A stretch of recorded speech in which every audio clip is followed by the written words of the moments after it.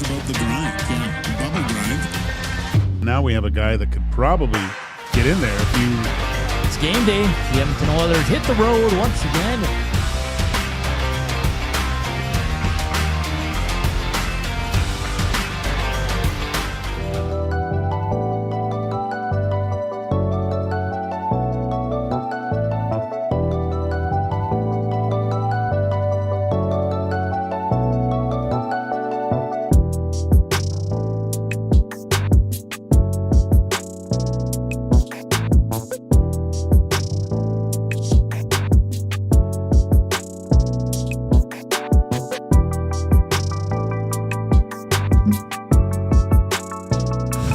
Hello, ESTers. Nasties, how you doing? Welcome to EST Afternoons here on Edmonton Sports Talk, presented by Play Alberta. It's Joaquin Gage, Hernan Salas, Coob, live from the William Huff Studios. I will promise you this, Joaquin. We will bring emotion. We will not be lackluster. Is that fair? Sure. Okay.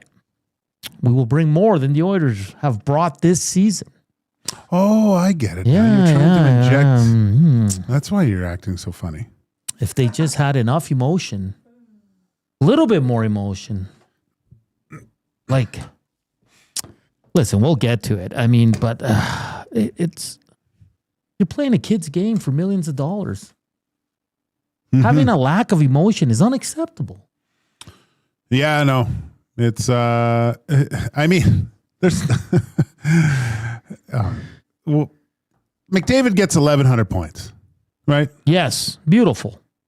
What? Nothing. No one like getting pumped about it. Like McDavid, like he's not pumped about it. Yeah, like there's. What are you doing? Does this guy even like playing hockey? I know they've played a lot of hockey, but man, oh man, and they're human, and everybody has their days. But man, did you say it or Cass it or Dusty when Jack Roslovic scored? It's like he wants to be excited, but he's like, yeah, it's not allowed. He's like, it's company policy. Act like you've been there before. Oh, come on, stop with the been there before. But listen, I get that, but in this, like, no, like show some damn emotion. Sometimes you got to act like you've been there before, though, right? But these guys are acting, and they have been there, but they're just doing nothing. But what does that mean? What does that mean? I don't even know what that means. If a guy scored on me and did that 50-goal skate in the corner, and he scored like as his second goal of the year, I was pissed. Yeah. I was mad at that. I was more mad at that than a guy going nuts afterwards, because by doing that maybe that's why they're doing it, I guess, now that I talk myself through this whole thing. But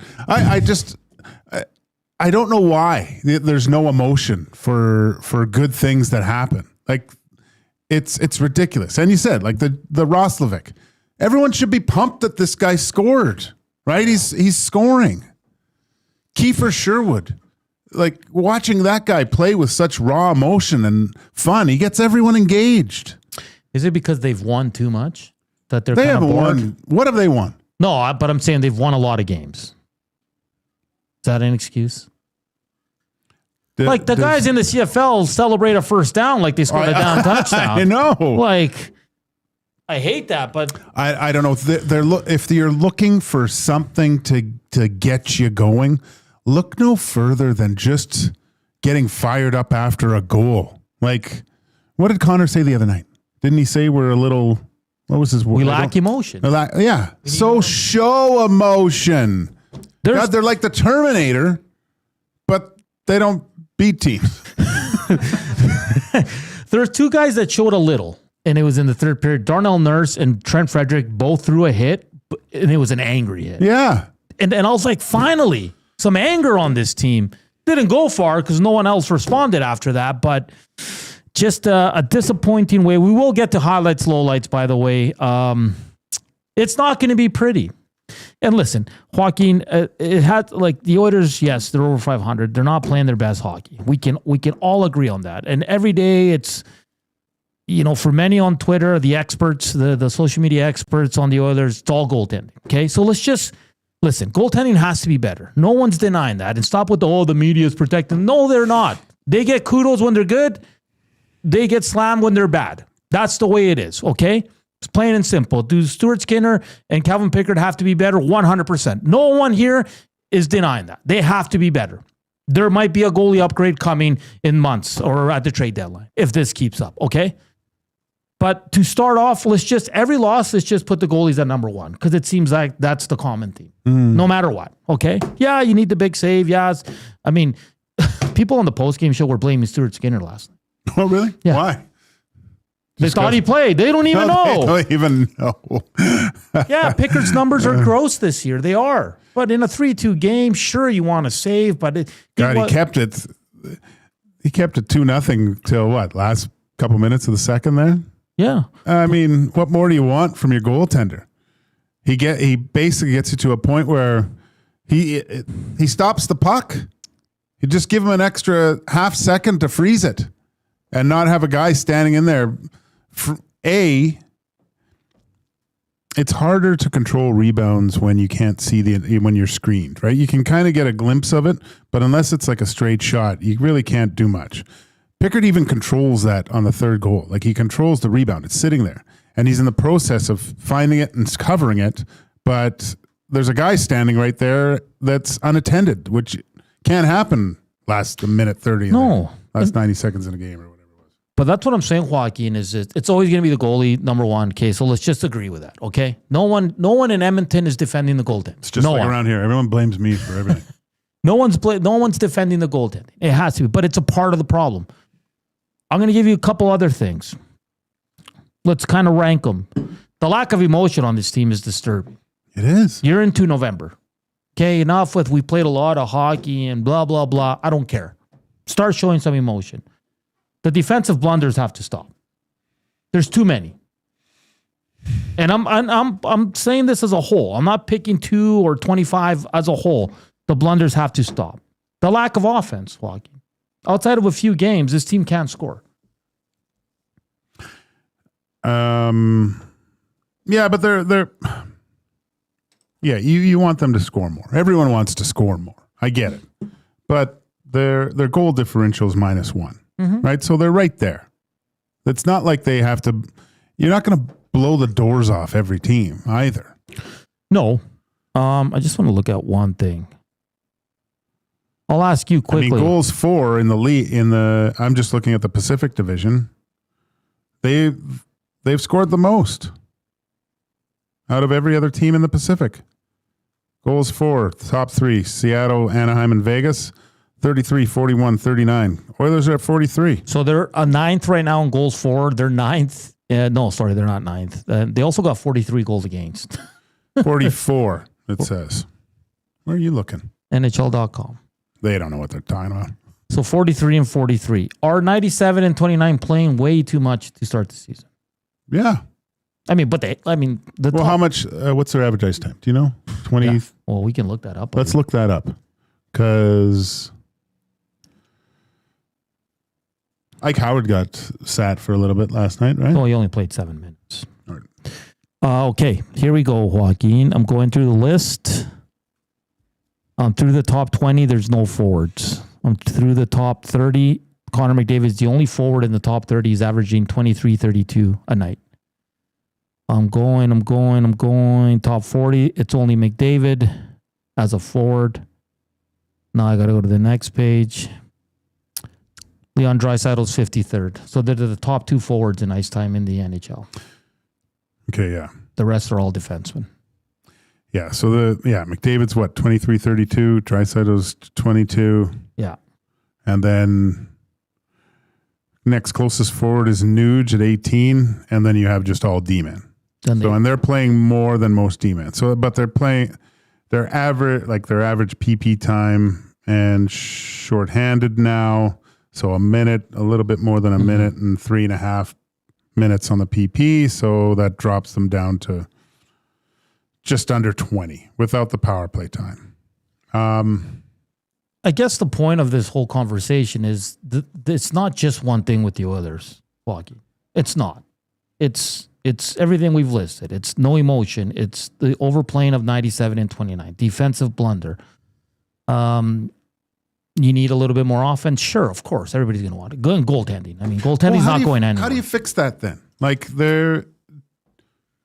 That's a good question. Give me a scenario. Where do you fix it? Like all of this stuff? No, just the ice time. How do you fix not playing Connor and Leon? Get them off the PK. You have enough guys on the PK. So now they're both still over 20 minutes. Yeah, but again, they're for some, they're the two best players in the world. They're going to play a lot. Yeah. But you know where you dial it back when you're up 5-1 in a game. Let the other guys roll out there. You know what I mean, Joaquin? Like, it's all situational, too. If you need a goal, those guys are going to always play a lot. And so is McKinnon and Natchez in Colorado, right? So I understand that, but there's times where you can dial them back. And the PKs want, and yes, they've been really good on the penalty kill. I get it, but do you really need them on the penalty kill? Shouldn't. Should be able to get it done without it. But I think there should be a balance. And maybe it's just hard to find because you're looking for a consistent offense and it hasn't really been there. But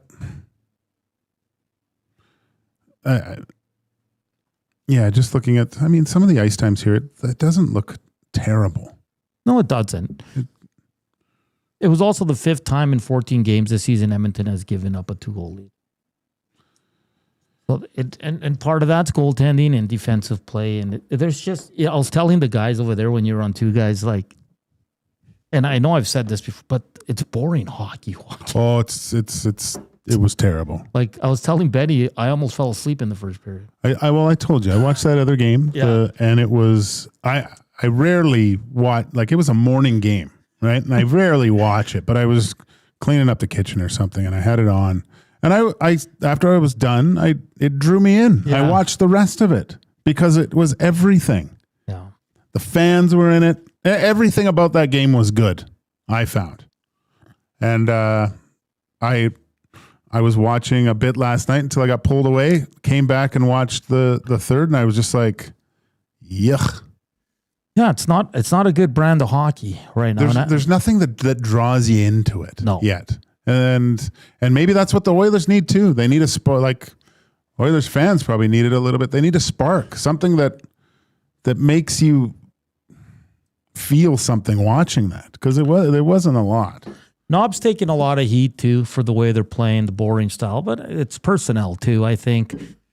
He didn't take a timeout, Joaquin. I know what he was doing. I don't mind it. He thought it was an advantage that the other team was more tired, and they're hoping to win the faceoff and keep cycling and make him even more. So I get it. But people were losing their minds. He thinks he can take advantage of the tired group in St. Louis. I think that was a good coaching move. Yeah. And like he saw something in his guys. Dusty said it. Like he probably asked Connor, how you doing? Of course. He can tell where they're at, right? They just had basically gotten out there. And he had a bunch that was running around defensively for a little bit. Yeah. Off the icing. They couldn't change. So of course, they'd try to take advantage of that instead of, and even then allowing them maybe to put different personnel out there. Yeah, I wasn't too upset about that, but people were losing their minds on the post-game show that he kept the timeout. You don't, and listen, I get it, but then you're giving the other team fresh bodies. Yeah, a chance to recover and put something together themselves, what they want to do. Yeah. Right? So, and Knob's done this quite a bit in his time. He doesn't use them a lot. No. So he doesn't use them in the traditional sense, right? Like where end of the game, get that last play in there, or has he ever used them after an icing during a game when he's felt that the guys were tired? Man, maybe you can count on one hand, maybe. Yeah, he doesn't do that, which I'm shocked that more coaches don't do that at certain times. Yeah. Just if your guys have been out there for 2 minutes, and they got the draw, the face off, and they're just dead tired, why not just call the timeout? Yeah, I agree. This one on the River Cree box. My biggest issue with the team so far is that they aren't even fun to watch. They aren't even worth 2.5 hours of our lives. When your top 3 guys, the top 3 scorers on your team don't have a shot on net. Good point. How do you watch that? How do you watch when Connor and Leon and Nuge aren't going to score goals that night? And the coach put them together as a line. Probably, hopefully, to get a shot at one point, but that's unacceptable. Those 3 guys can't combine for 0 shots. That's not enjoyable to watch. It's terrible. This one says, out of 14 games, Oilers have had 2 goal leads in 5 of the games that were given up. That is unacceptable time to show up. They are playing really boring hockey who defend the lead. Is this the player's issue or this a coaching issue? I think it's both. Like, I don't think Knobloch goes into the third period and says, guys, we're just sitting back playing for overtime. No. Because they had chances. Yeah. But that's where you want to play even harder at that point. Yeah. Like, I've always said this. My favorite teams are the teams that get up by a goal. Maybe they don't sit back, but they're aggressive still. They still have an aggressive forecheck. They make teams do things with the puck that they don't want to do and create chances off that. You know, there's been moments, I won't say it hasn't happened, when the game's escape. A little bit of the Utah game. The Oilers established a forecheck all of a sudden, and they were in on them. Yeah. And they were coughing up the puck. I think it was the Ike Howard goal where Henrique went in, caused havoc, got the puck out to him, bang, bang, in the net. Like that, playing like that. But what did that take? That took the coach calling them out in the intermission. Oh, right. Right? So never mind. No. But it's a good point because I'm just shocked that this team still needs that. And like you said, no shots by their top 3 offensive players, Joaquin. Who's going to be the defibrillator on this team? Yeah. What's that going to take? We were talking on 2 guys. Evander King no longer plays, but he was the only reason the Oilers were engaged in that first game because he was running people, and it got them kind of mad. You miss Kane, you miss Corey Perry. Yeah. I don't care. And like, someone's got to pee in these guys' cornflakes. Where is that mentality that, guys, we're going into the third period, we're 2-2 with a team that hasn't won in 7 straight games. Okay. They're last in our division. Where's that killer instinct to say, let's go, let's not mess around? Let's make it as hard on them as possible. They can't score. They can't keep it out of their own net but we did hear yesterday, it was just one bad play that was killing the Blues too. Yeah. It was Bennington looked good last night. Yeah. It was a sloppy game, Joaquin, in the first. Oh boy, both teams did not look good in that first one. But that's what you would expect by St. Louis, a team that's struggling. Yeah, right? Exactly. Take advantage of that. Yeah, so lots to pick at their game, okay? And for everybody calling out Dusty on X, it's a goal. You never call out the goal. It's everything, guys, okay? Sure, it's goaltending. That's reason number 1 the Oilers lose every game, so let's just stick with that. But there's the defensive blunders. There's just no emotion on this team. There's so much things going wrong right now. I don't know if you heard Craig Button's clip on... boy. He's not happy. He's a spicy one. He wasn't. He didn't hold back. You know, I'm looking at this Stars team, and like for the amount of people that are out, they're still a really good team. Yeah, we'll get to lineups but you're right. The Oilers don't get Ottinger. These guys have 5 regulars out. The Oilers, I am wearing my lucky shirt, so they're probably going to win.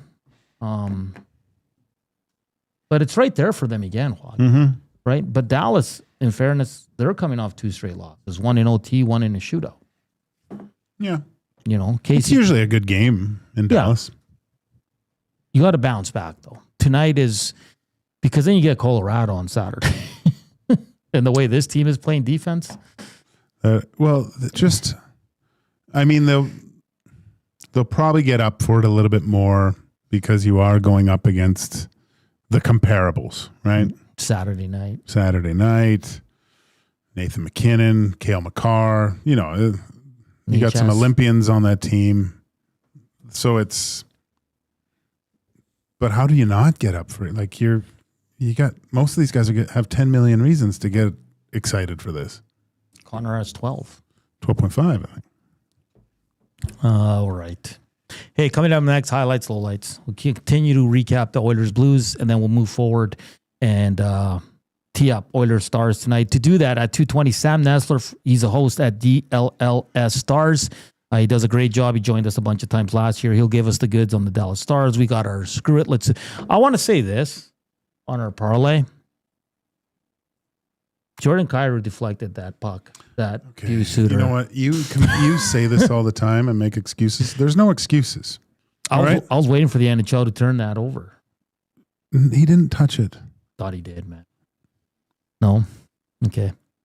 Well, we're on an extreme cold streak. Who is? Oh. Coop and I are fine. I know. Today, my pick is money. Well, at least he's not doubting himself, though. All right, that's good. That's the first step.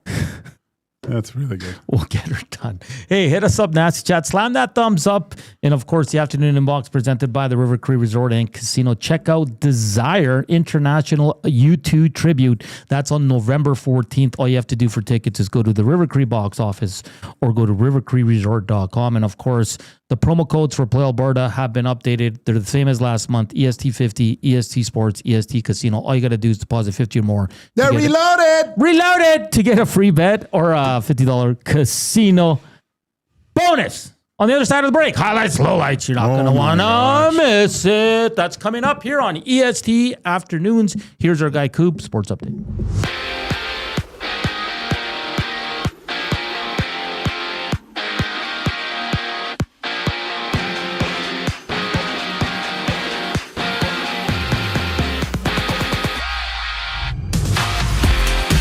10 games in the NHL. Stuart Skinner gets a start for the Oilers on the road in Dallas as Edmonton wraps up their back-to-back. Tom Gazzola, Ben Thompson preview the action during the GCL Diesel Oil Stream pregame show live at 5 right here on EST. We also have the Flyers and Canadians in action. Sabres jousting the Mammoth as the Red Wings battle the Golden Knights.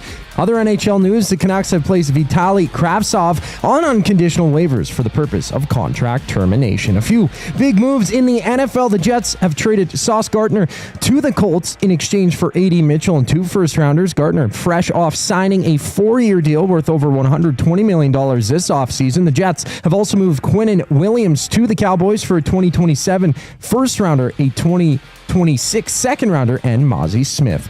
Elsewhere, Jacoby Myers is off to Jacksonville, being shipped from Las Vegas for a 4th and 6th round selection.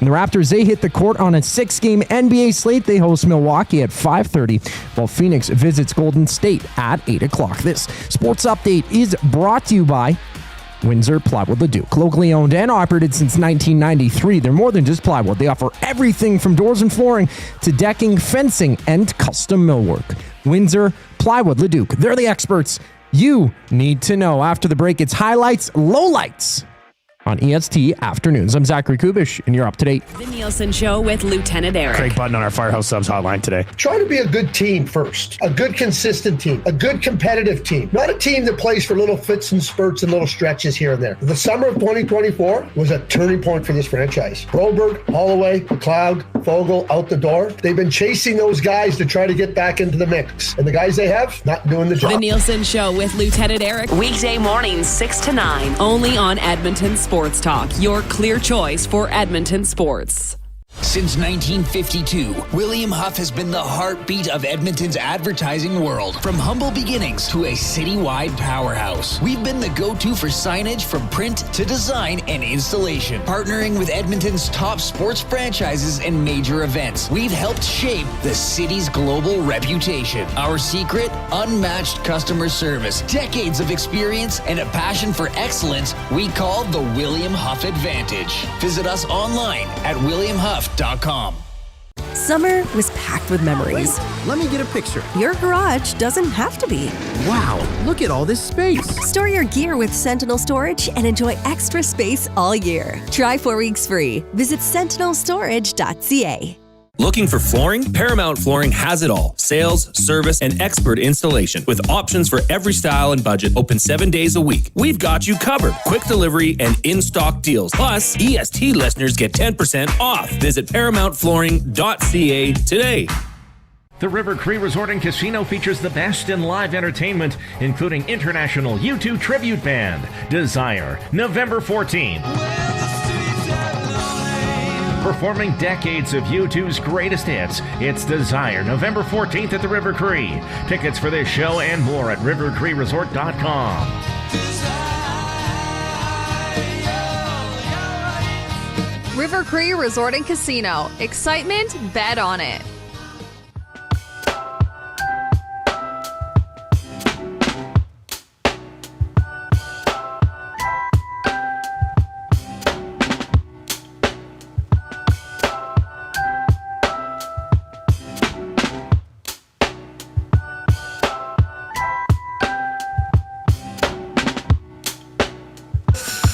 What's up, y'all? Welcome back. EST Afternoons here on Edmonton Sports Talk. Joaquin Gage, Hernan Salas, Zach Kubish with you at 3 o'clock. It's the Reed Wilkins Show with Jay Milne. They'll take you right up until 5. And then it's Tom Gazzola with the Oil Stream pregame show. He'll take you right up until puck drop. And the boys will be back tonight to break it all down. And hopefully they're talking about an Oilers victory. Right, Joaquin? Mm-hmm.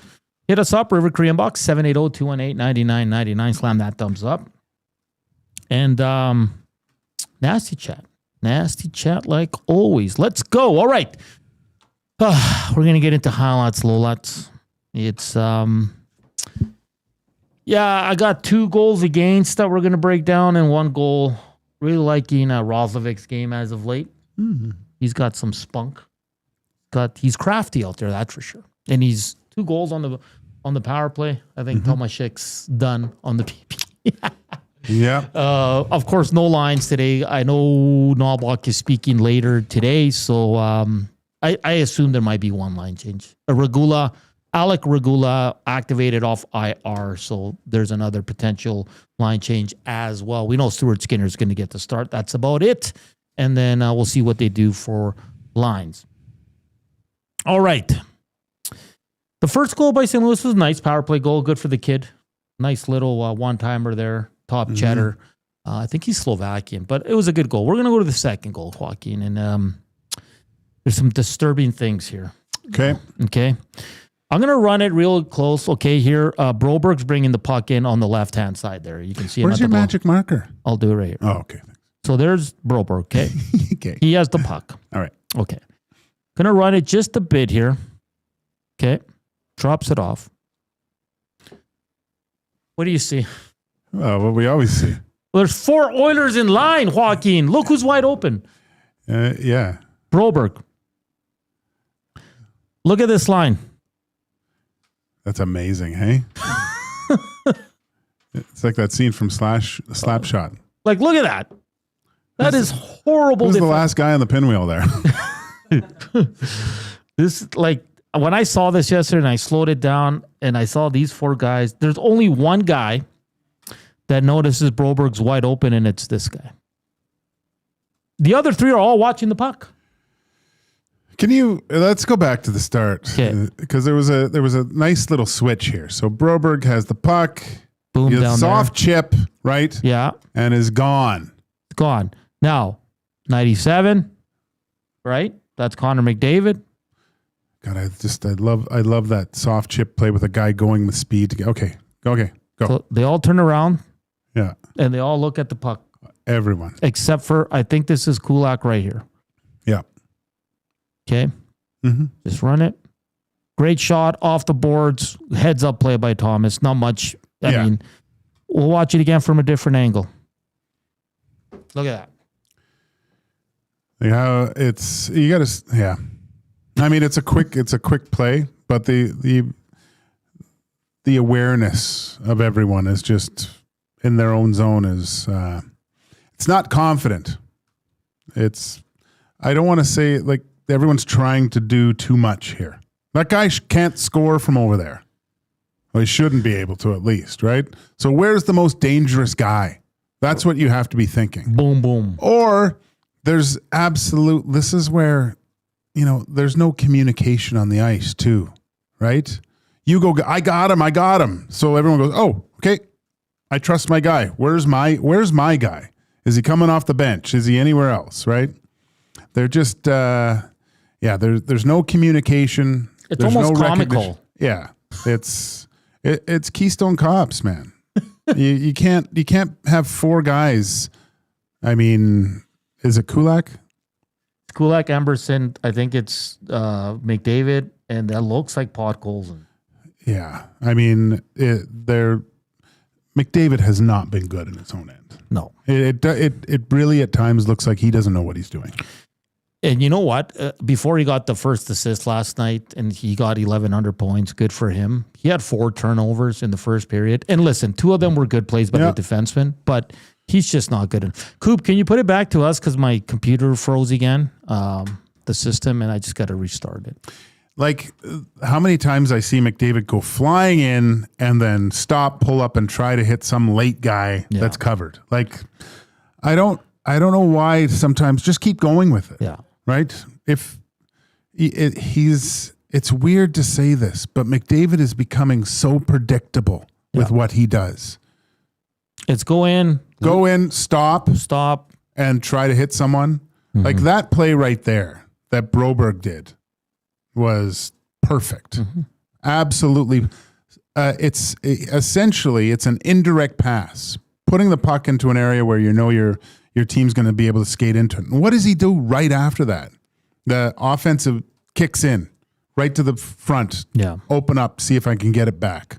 Right? So when do you see McDavid kind of pass the puck like that, and then he just watches and sees there's no going to the net or afterwards. There's no intention. And this is weird for me to be saying this, but like you have to have a little bit more desire. Coop, can you put it back to the video? It was essentially a 3-on-4 for St. Louis on that first goal. Mm-hmm. Oh, hold on. There we go. It's coming. Yeah, so let's just finish it off. I mean, Thomas, anticipation, waits for it. Yeah. But again, just this can't happen. Good switch by Broberg there. Misses the net, which helps in that case. All right, let's get to the game-winning goal. Okay. Listen, Joaquin, I heard you guys talking about it on Two Guys, and a bunch of people on X, the experts, were saying, well, he's getting out of the way for Pickard. I get that to a certain extent. Mm-hmm. I do. But this is it. Right there, he moves. It's he goes like this. Just but look where his hands are. He's because he thinks the puck's going to hit him. I understand getting out of the way but why not just stay in front there? Right? Like, so when you see that, okay, back to the front with my guy, I'm fronting him. Boom, stop, stay there. Yeah. Just stay there. All right. I know you're, but he's screening your goalie too. Okay. Mm-hmm.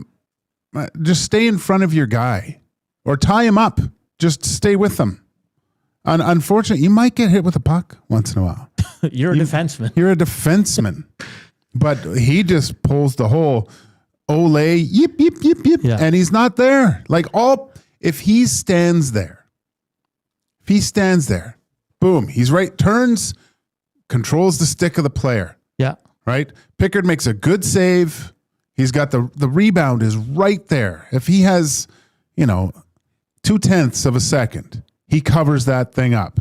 But because you've vacated to the bottom of the circle there, because you don't want to get hit by the puck with a minute left in a tie game, you lose the game for the team.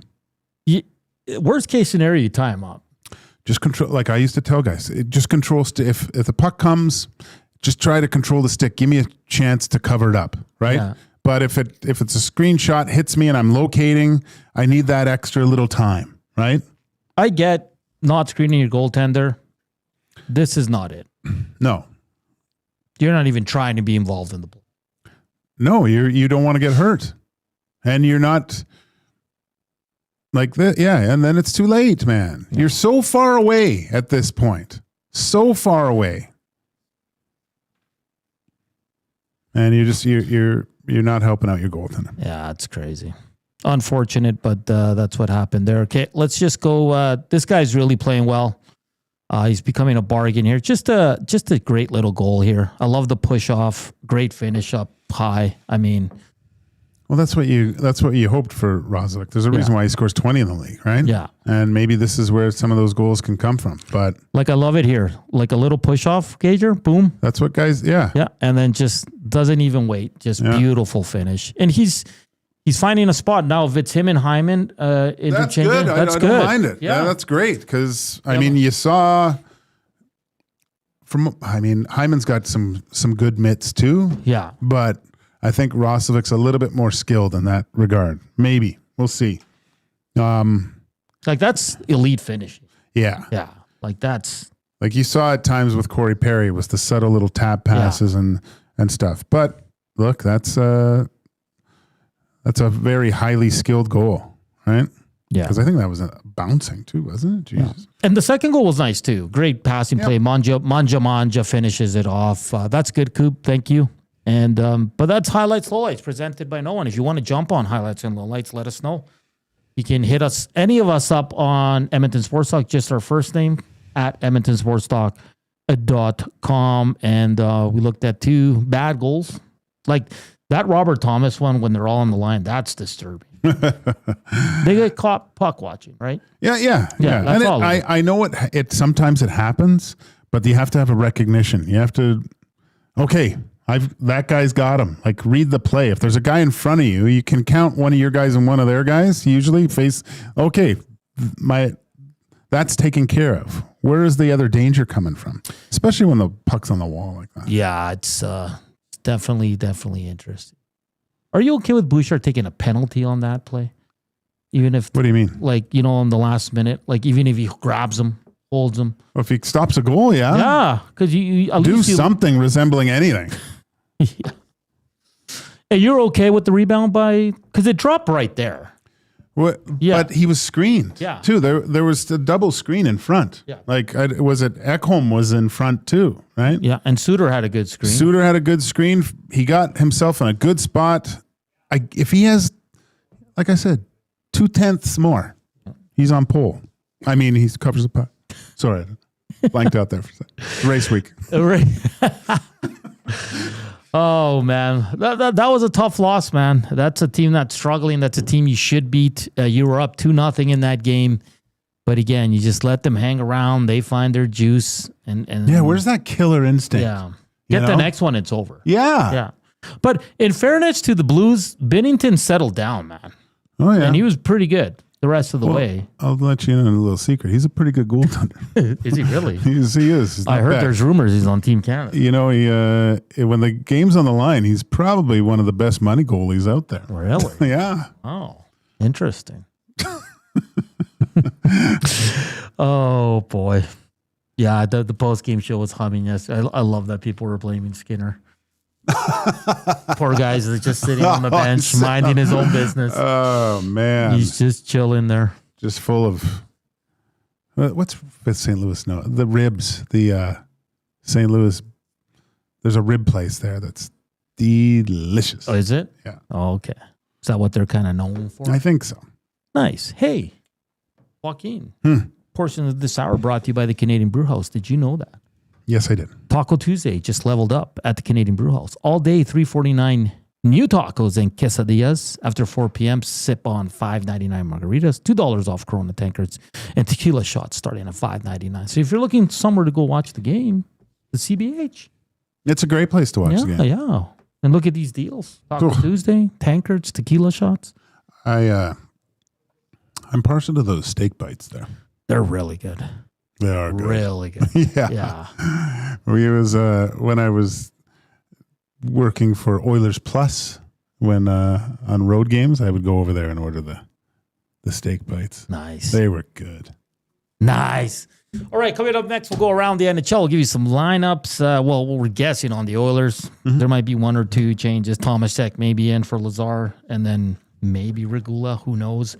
We'll wait and see. All we know is Stuart Skinner is getting the start, but we can give you some lineups for the Dallas Stars as well. And, of course, in the second hour, Sam Nestler, host at DLLS Stars, will join us to preview the Dallas Stars. That's all coming up here on EST Afternoon. Slam that thumbs up. Hit us up on the River Korean box and hit us up on the Nasty Chat. We're back after the break.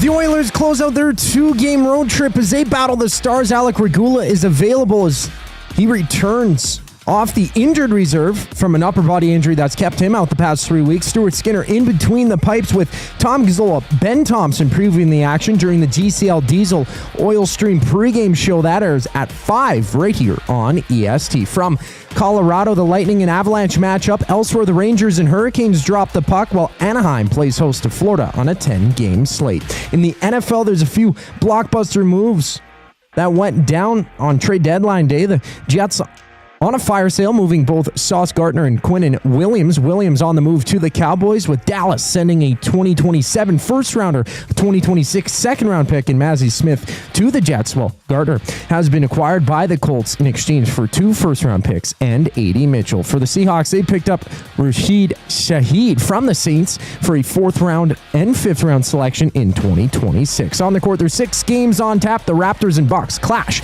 at 5:30. This sports update is brought to you by the Capital Care Foundation. Financial support deeply affects residents at Capital Care, whether it's a one-time donation or monthly contribution. Every penny counts. Find out how you can donate at capitalcarefoundation.net.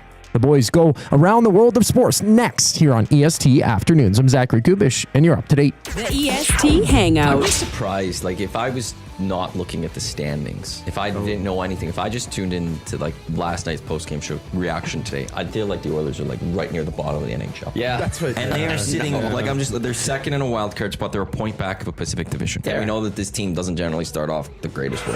The EST Hangout, presented by Sentinel Storage. Weekday mornings 9 to 11, only on Edmonton Sports Talk. Your clear choice for Edmonton sports. The temperature may be dropping, but the action's heating up. Play Alberta is offering odds boosts on every Oilers game all season long. This is your chance to score big. And for a limited time only, our listeners get an exclusive $50 free bet when they deposit $50 using EST50. That's code EST50 for an exclusive $50 free bet. Alberta wins with Play Alberta. Must be 18 plus to play. If you gamble, please use your game sense. Get ready for a feast like no other. 40-ounce steak night is back this November at the Canadian Brewhouse. Sink your teeth into a hand-cut 40-ounce ribeye with all the fixins for just $49.99. Tickets available now in-store or at thecanadianbrewhouse.com. Weiss Johnson, whoa. Hi, Dennis from Weiss Johnson here, and we're excited to be partnering up with the Nielsen Show and have a special deal exclusive for Nielsen Show listeners. Get 10% off any new Trane furnace, air conditioner, or heat pump installation from now until the end of October. Bundle a furnace with an AC or heat pump and get 25% off the package price. Get your home comfort now for all seasons with Weiss Johnson and Trane. Trane, it's hard to stop a train. Visit WJSportstalk.com today.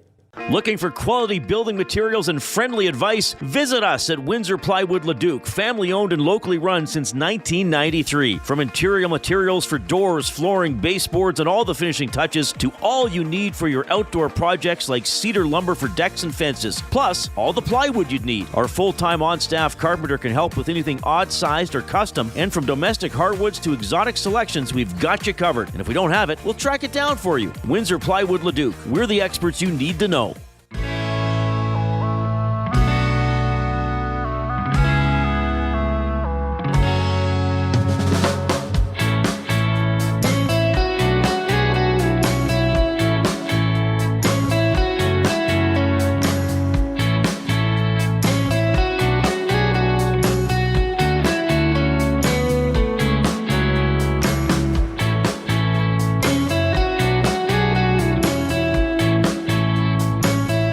Back here on EST Afternoons, rolling along nicely. Joaquin Gage, Hernan Salas, Zach Kubish here as we're getting you ready for another game day.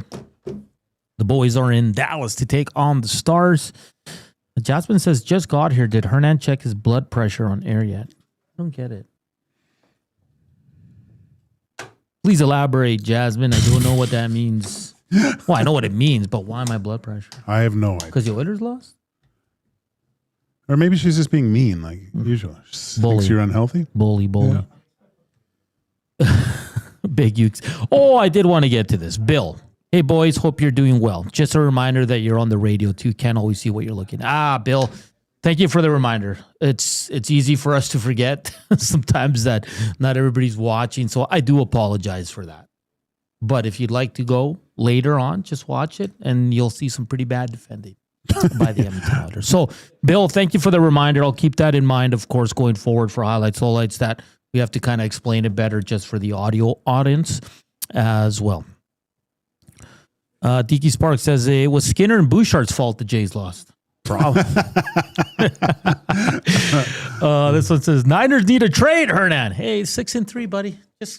I know we do, but let's just calm down. Let's just calm down. Some big trades. We'll get to those in the NFL today. It was trade deadline today. Yeah. Bone says McDavid is doing the McLeod. Don't say that.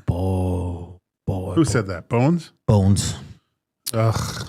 Please don't say that. Our good buddy Hontorio Momes says, boys, I've noticed the Oilers have reverted back to like Dave Tippett, Jim Playfair style, where the D are taking lots of point shots, a.k.a. one and dones. This team is a cycle and puck possession team. It doesn't look like the Oilers, and they haven't all year. It might just be me, but I don't want the D having the puck more or taking more shots. I would like that to be done by 97 and 29. With those guys on the team, no game should be boring, and I've watched about 10 boring games now. I disagree. Okay. I am, from a goalie's standpoint, if you're getting shots through from the point from your defenseman, now the caveat to that is traffic, right? You don't want him to be able to see everything. But I've always felt the Oilers are a better team when they do get the puck up top or take shots with guys going to the net and the puck retrieval side gets going. Because what happens when you shoot the puck, especially from the tops of the circles, or get it back to the point and get funnel shots to the net, is you start getting defenders to turn. And now they have to relocate the puck, their positioning, where it's going. So you're essentially creating chaos in the offensive zone. And that's when the Oilers' puck retrieval that we really haven't seen this year in the offensive zone, where they're able to get the puck back. And that's where you see that seam pass over to Draisaitl, because everyone's scrambling all of a sudden. They don't have time to set up and guard against it. Now they're trying, can we get the puck? Oh, Oilers have the puck. We got to go defense. And by that time, those guys are so good and so skilled offensively that they're creating another scoring chance. So I don't. Sure, a puck possession team, I'm all for it, like getting it and starting kind of a cycle with players, but just doing it and not getting anything to the net is ineffective too. So, I mean, I understand what you're saying, but look, we all want 97-29 and the Nudes to shoot, and they didn't have any shots. I get what he's saying, and I somewhat agree, because this year the Oilers have been one and done a lot. Like they don't have that. They'll do it from time to time. That nice cycle. Well, like I said, you watch when guys come into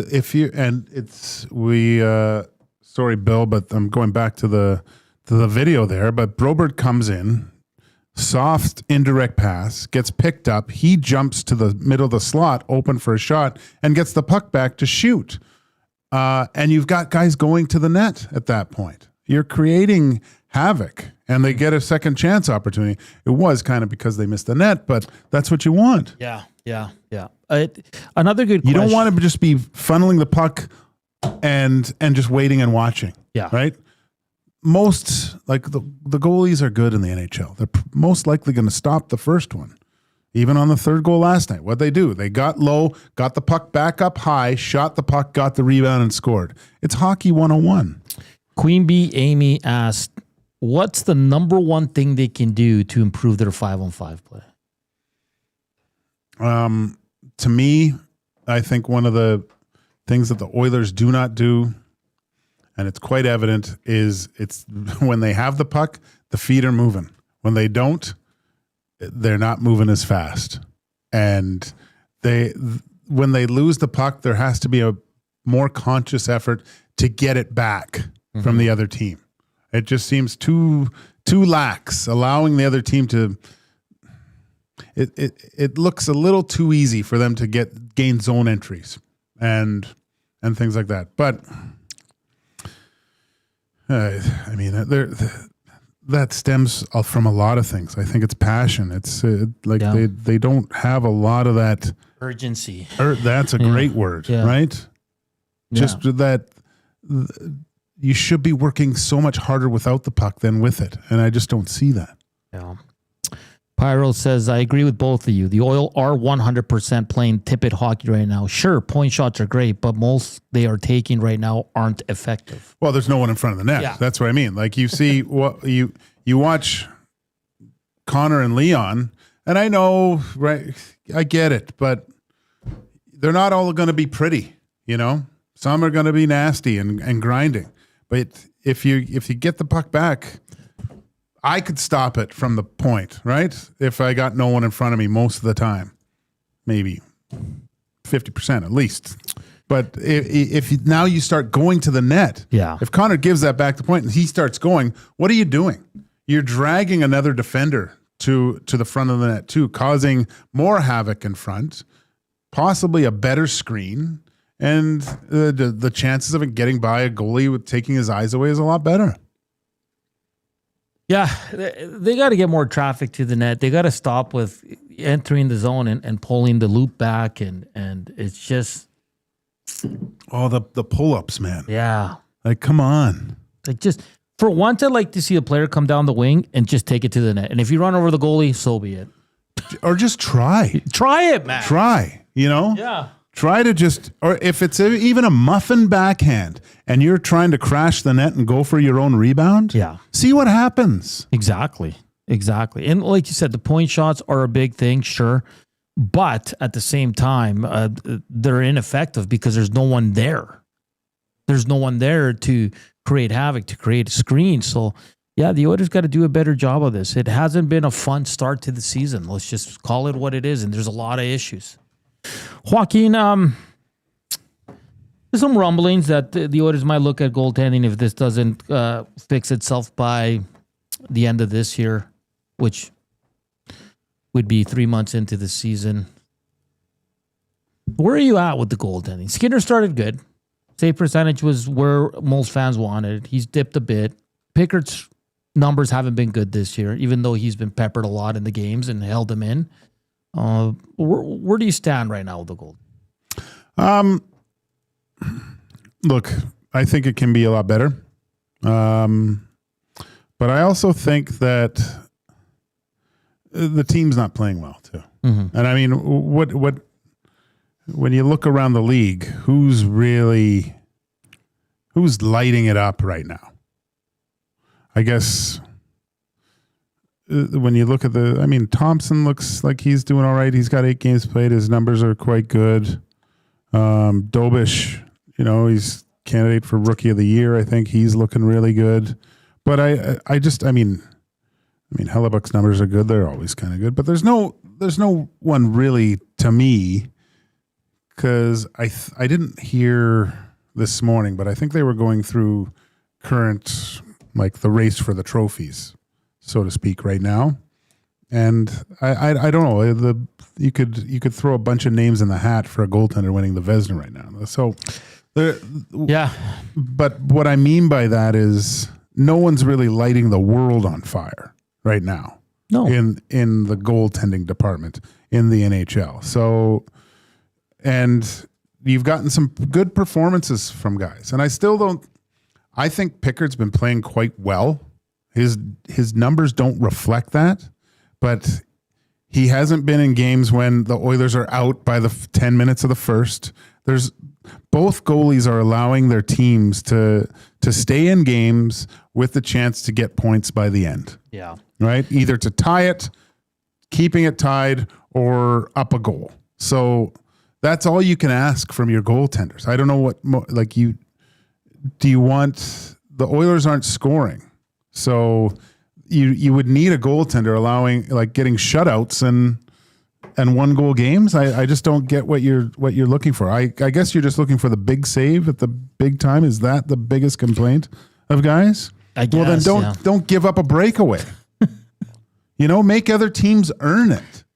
You want to limit grade A's and your goalie to make the big save. How about limit the big chances? Look, goalies are there. That's why we're there. That's why goalies pick the job in the first place, to be the big difference makers, right? And you want to build that relationship with your teammates, that to have them the confidence, if they do make a mistake, you're there to cover for them.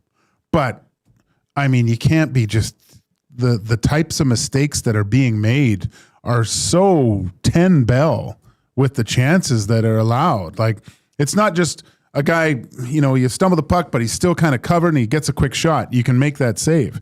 It is breakaways, 2-on-1s with time. Like the chances that the Oilers are giving up, it's way too leaky. I don't think it matters what goaltender you have right now. Does that? I mean, if you have Shesterkin in net right now, is the Oilers' record any better? Maybe one win better. Maybe. I don't think they're running away with the Pacific at this point if they have, Bobrovsky or something. So I would say, if you're asking me if they should do something, I would like to see what happens. Let's clean up the house first before we start throwing crap out, right? Yeah, let's listen. I think in Edmonton, just the need. I think the appetite for just a new goalie. That's it. Like, it doesn't matter what Stuart Skinner or Kevin Pickard do from here to the rest of the year. Everybody's going to want a new goalie. Connor Ingram right now struggling mightily in the minors. He's below 900 save percentage. The goals against are above 3. Look, you're not unless one of the two up top get seriously injured. Yeah. You're not seeing Ingram. Okay. Yeah. Yeah, this one's from Vic, says, with all due respect, I think Oiler fans are normalized to this type of goaltending. We haven't had a legit goalie since Rolson. Well, I disagree. I don't think normal, every fan in the city probably. Talbot was fantastic for a year. Mike Smith was good. Yeah. Skinner was good for a year. Skinner was you forget, he was an all-star up for the Calder. And let's be honest. Like Talbot, Rolson was good in the playoffs. Wasn't that good in the regular season, was he? Yeah.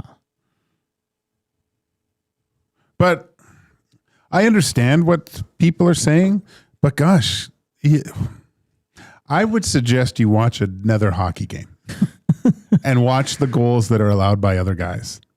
I just want to say this. The first goal on Pickard yesterday, if Draisaitl scores that goal, we're like, what a shot. Like, it was a good shot. Like, that's the thing. Like, here in Edmonton. The Roslovic goal? No, the St. Louis goal on the power play. I know, but... Oh, okay. Yeah. Like, that's a good goal. Like, sure, you want to stop there, and sometimes you will get it. But like you said, like, go watch other games, and some of the best goalies led in some bad goals. And it's just here in Edmonton, it's become almost like if they don't have a shutout, they're terrible goaltenders. Yeah, it has to be one or less. And again, we're not saying the goaltending's been great. It has to improve. But let's clean up the defensive structure of everything. Let's limit the types of chances off faults of your own, like giving the puck away, the amount of turnovers. Make teams have to earn every shot against, Then let's look at the goaltending. And if you can't get a save, then you got to do something about it. 100%. 100%. The afternoon inbox is presented by the River Cree Resort and Casino. Check out their Tap 25 restaurant, where the entire menu is 50% off 7 days a week from 2 to 5 p.m. That does it for hour one. Lots on the game last night. A crushing loss in the last minute to the St. Louis Blues. Back at it tonight, 6 o'clock against the Dallas Stars. All we know is Stuart Skinner is going to get the start. Will be some line changes. We probably won't know until Knobloch speaks. He's still not. I think it's 3 hours from now. He'll meet with the media or something like that, or 2 hours and a half, something like that. So we'll see if there's any lineup changes. Alex Regula activated off IR. Excited to see the big man play, as he was hurt in the second game after a hit by Evander Kane.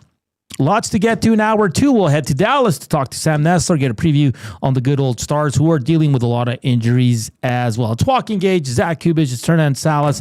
Hour two of EST Afternoons is on the other side of the break. The Reed Wilkins Show with Jay Milne. Tim McAuliffe is checking in from Sportsnet. What did you think when you heard McDavid and Draisaitl are playing a game and they had baseball on the scoreboard for at least part of the Oilers game? I never thought we would have a moment where there was truly Canada's team outside of the Olympics. And I can't believe how many people in Canada gave a bleep about this team. The Reed Wilkins Show with Jay Milne, weekday afternoon 3 to 6, only on Edmonton Sports Talk, your clear choice for Edmonton sports. Running your own small business takes courage, and as it grows, so does your team. That's why Alberta Blue Cross offers health, dental, life, disability, and wellness benefits designed for small businesses, because we know a healthy team means a thriving business. Join over 5,000 Alberta businesses who have chosen us to help their business grow and succeed. Alberta Blue Cross takes care of you and your employees, so you can take care of your business. Visit ab.bluecross.ca to find a plan that's right for you. When gambling, set a budget before you play. Stay informed and visit GameSenseAB.ca to learn how. Remember, if you gamble, use your game sense. You've heard the name, but what does it mean? For over 66 years, William Huff Advertising has supplied signage from screen printing to digital to LED with design, production, and install in-house. It's a one-stop shop for all your signage needs. Edmonton owned and operated, William Huff has been trusted by the biggest companies and teams in the City of Champions and many others across the country to do the job. If you're looking for a way to get the word out about your company or event, they are the answer. Go to www.williamhuff.com. Their results speak for themselves. Skip the couch and hit the Canadian Brewhouse. Your home for every puck drop, every goal, and every cheer. With ice-cold drinks, massive screens, and the best fans in town. This hockey season, our house is your arena.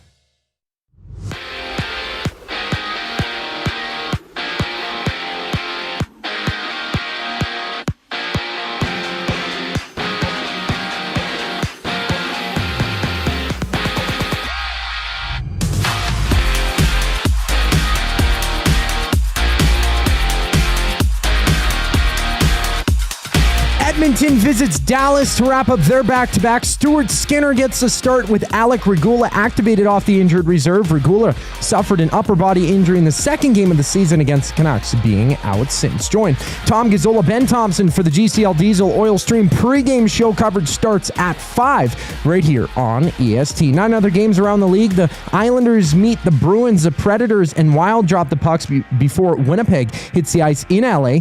NFL news, Quinnen Williams has been traded from the Jets to the Cowboys for a 2027 first-round pick and a 2026 second-rounder. Mazi Smith being moved to New York in the deal as well. New York made another move, sending Sauce Gardner to the Colts for a pair of first-rounders and A.D. Mitchell. Elsewhere, Jacoby Myers is off to Jacksonville with the Jaguars, trading a fourth-rounder and a sixth-round pick in 2026 to Las Vegas. Raptors are back in action, facing the Bucks at 5:30, having 6 total games around the association. I'm Zachary Kubish. That was your Sports Update. Hour 2 of VST Afternoon starts right now.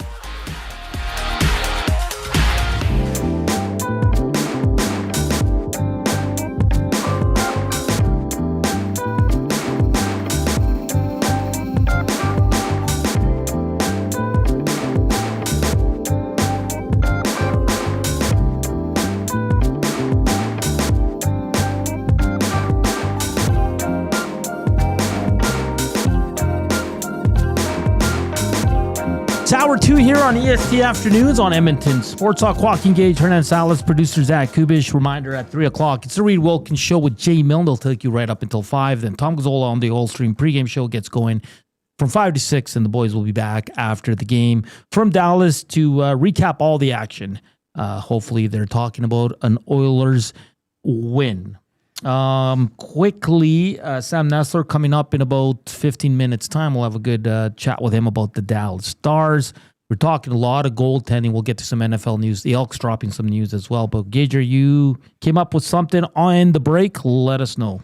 Is this for our partners over at Play Alberta for Inside the Numbers? Sure. Let's do it. Okay. Look at that. Hey. All right. Hey, I thought 2 birds, 1 stone. So, and you're free to look this up. But, Hernan, there are 2 other goalies that are tied with the same save percentage of Stuart Skinner's right now, which is it was a 900. Those goalies' names are Scott Wedgwood and UC Saros. Okay.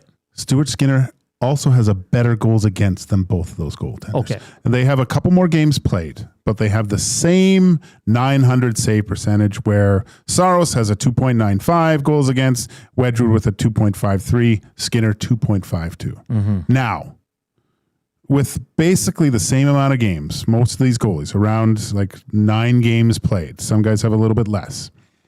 Stuart Skinner has a better save percentage than all of these next goalies that I'm going to mention. Okay.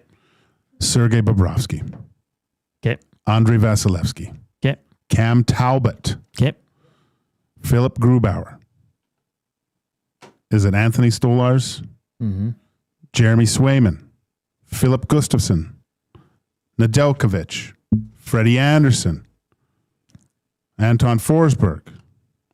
Darcy Kemper, Vamelka, Aiden Hill, Lankinen, Soderblom, Wolf. Come on, guys. Like those are the goaltenders that Stuart Skinner has better numbers than. We got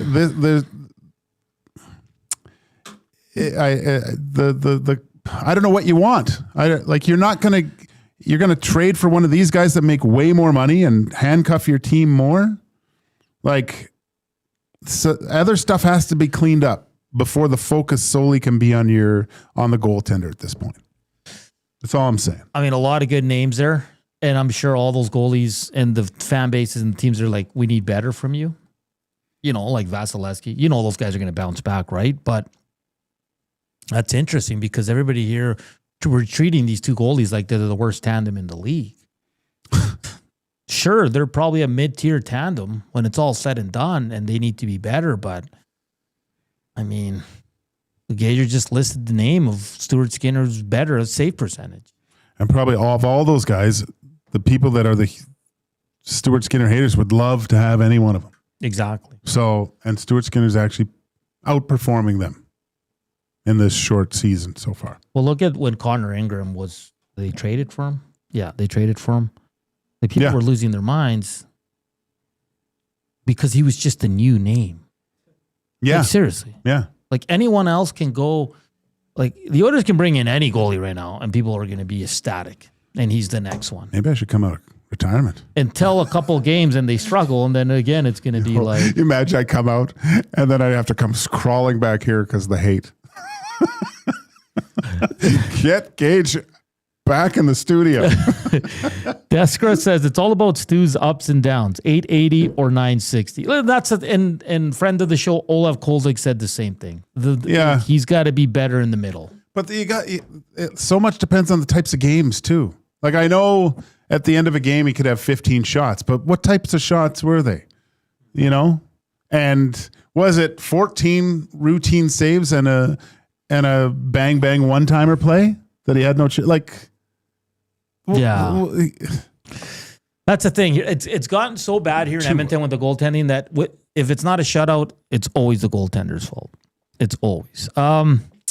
This question is for you, Gager. As a goalie, would you not agree that it's easier to move side to side when you have momentum going forward and backwards? This year, I've seen Skinner with his feet planted all the time. I think you touched on this. Yeah, I went over that before. The breakaway, right? Yeah. And again, watching Freddie Anderson and Jeremy Swayman play the other day, like you watch them and they're so good with their timing. I've said it. I always said Stuart Skinner needs to work on his skating. That's one of his biggest things, the tools that he needs to work on and sharpen up. But yeah, goaltending is all about timing and giving yourself a chance, reading the play. There are certain situations, like if the guy's coming down the wall alone, right? Maybe on a one-on-one, but he's going to take the shot. That's the time when you can take your ice away, get to the top of the crease. You know he can't go anywhere else, right? Obviously, if he starts coming towards net, that's when you time it so he can't do a wraparound and things like that. It's all situational. But especially on a 2-on-1, you can't just... There's a point where you can't just, I'm staying here. That's it. You got to give yourself a chance if he does come across. So this might be something that he's worked on this year because it looked like before he was encouraging a little bit more movement. It seems like he's getting his feet a little bit more set. But again, like we've seen on these 2-on-1s and seen Stuart Skinner on his stomach, it's because he can't generate that momentum to go left or right. Yeah, it's gone to that point. And it's funny because when Koskinen and Mike Smith were here, everybody wanted Stuart Skinner. Now everybody wants Skinner and Pickard gone after back-to-back Stanley Cup finals. And yes, I know it's not because of them, sure. Like, I'm done having this argument. The Oilers goaltending has to improve. Is there a trade to find? I don't know. Is there an upgrade? I'm sure there is. What's the cost? Can the Oilers afford it? Can the Oilers do it? Who knows? But I have a feeling in the offseason and heading into next year, the Oilers are going to have 2 new goalies, unless one of these guys completely goes off this year and gets re-signed. Another good This one from Big Dave. Changing the goaltending right now would be like putting a house fire out with gasoline. Until the Oilers are ready to play hardworking and responsible hockey, they could put a brick wall in the net and still lose.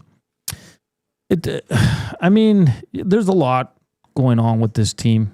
Goaltending's definitely. This one's thanks for answering my text. Listen to every show. I'm a lifelong Oilers fan who was born in Edmonton and now live in Spokane. Okay. I just put his name, Matty Isar. Yeah. I just put his okay, that his was handle in there. Nice. Yeah. Oh, let's see here. Big Rig Butcher. Skinner's the Nickelback of the NHL. People hate him because it's the cool thing to do. I agree with you, Gager. The tenders are not the issue. Some of those shots, even Verstappen couldn't stop. Oh, I like that. Sat front row on the goal line to watch Ingram give up 6 to Calgary Wranglers on Sunday. Here to say, I hope he can find it, but my God, are people going to be disappointed if they expect him to be the safer right? Oh, boy. Ouch. Hey, that's someone who's actually seen him. Yeah. So, it's a story as old as time, says Ian, blaming the goalie for horrible team defense. It all goes together, but Joaquin. That's the job of a goaltender too. Like, I get it. Like it's the simplest job description in the world. I think it's stop the puck. Yeah. Whatever it takes, stop the puck. But you have to give your goalie the best opportunity to stop the puck. And the Oilers aren't. Their defensive play and structure doesn't allow goaltenders to have a lot of success right now, I would say. Sorry, Ace. Yes. Sorry, Ace, but Koskinen was not better than Skinner. No. When Koskinen was here, people couldn't wait to get rid of him. Talk about, like, at least the goal. Like, what goals would you say? I mean, there was behind the net. There's some giveaways there the with Calgary Skinner. game, yeah. Right? And a couple goals did go like the 7-hole things on Pickard and stuff. But, man, you haven't... Other teams have been scoring good goals against. Wait, those are not allowed to happen. Oh, right. Yeah, the Oilers goalies. Only Oilers are allowed to score those types of goals. It's crazy, man. It's crazy. We'll see, man.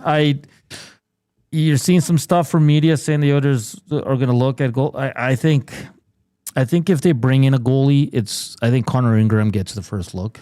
Despite his numbers, yes. Do you know what I mean? So it's gonna be interesting. Goaltending, yes, has to be better. Go ahead. I don't know, man. I just kind of disagree. I don't know where you're going to go and get a comparable. There's no comparison. That's a weird thing to say with Stuart Skinner. You got to deal with some ups and downs. You hope it evens out a little bit more. But you can't live in the past anymore. I'm not going to say he's been to 2 cup finals. It doesn't matter what you've done in the past. But I don't have a massive issue with his play so far this year. If the Oilers were playing really well and losing games, that's when I would be worried, right? And I think that's why you don't see the organization pulling the trigger. They know that their team's not playing well defensively. They see the same game that everyone else does. They're waiting to see where these guys can get to here. Tighten up the screws here. Throw on the hards and go for a while. I just hope one of these goalies finds a groove here because this is going to be... It would be nice because there are stretches like that during the year, right? Where a goalie goes, holy smokes, so-and-so is going to win the Vezina this year. He's won his last 10.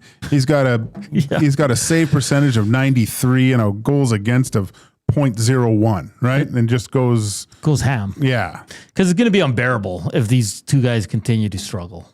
Because I don't know what Stan Bowman can do as an upgrade this year.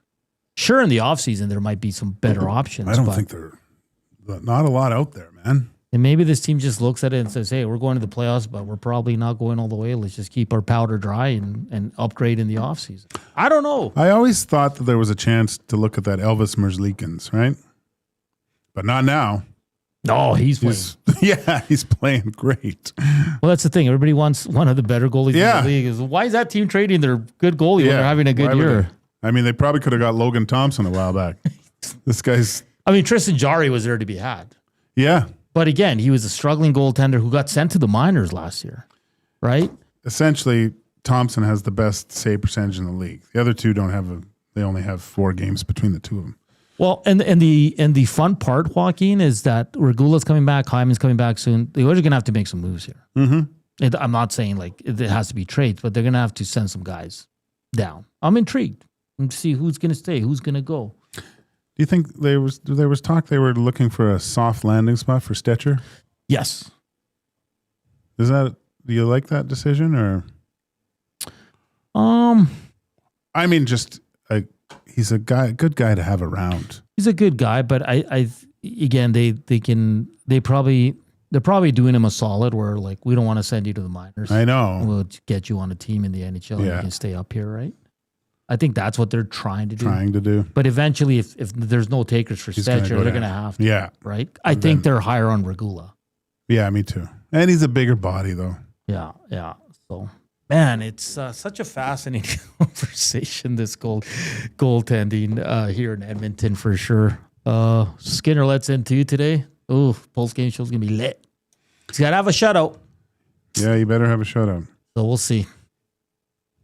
And for the 20th time on this show, Joaquin and I both agree the goaltending needs to improve. Okay? Yeah. I'm not defending any of them. They have to be better. But so does the defense. How about we jack up the emotion on this team? Yeah, no doubt.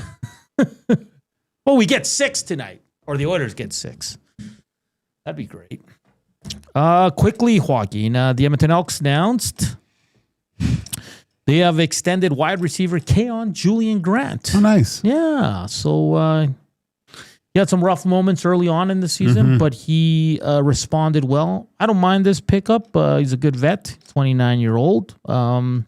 Finished first on the team in receiving yards, touchdowns, and second in reception. So good for him. So he signed for the 2026 season. Keon Julian Grant staying in green and gold.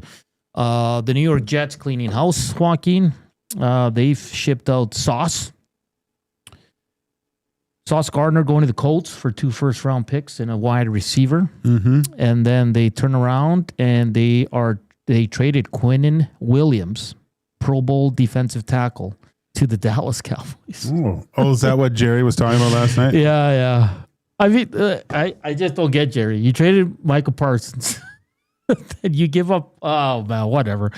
And they lost to the damn Cardinals. Oh, yeah. Oh boy, and Jacoby Brissett. So we'll see if anything trickles in on the NFL trade deadline. It has passed, but there's some stuff still coming up. Some reports saying there's some late trades coming in. So we'll keep you updated on that. Up next, we will talk with Sam Nestler. He's a host at DLLS Stars. He'll give us the goods on the good old Dallas Stars, the Oilers' opponent tonight. Like always, the afternoon inbox is presented by the River Cree Resort and Casino. You want to check out some shows? How about November 15th? April Wine in town. All you got to do for tickets is go to the River Cree box office or hit up the website, rivercreeresort.com. On the other side of the break, we head to Dallas here on EST Afternoons.